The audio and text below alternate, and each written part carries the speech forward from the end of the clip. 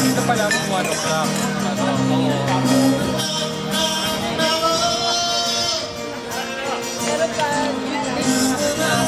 Mas pasok pa.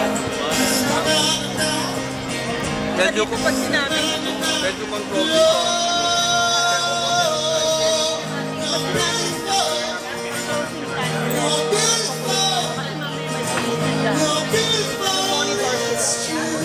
Hindi ka guys sa Pilipinas, diba?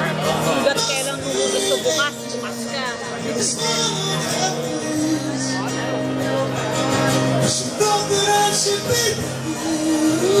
Kahit gusto pa nila mag-serve.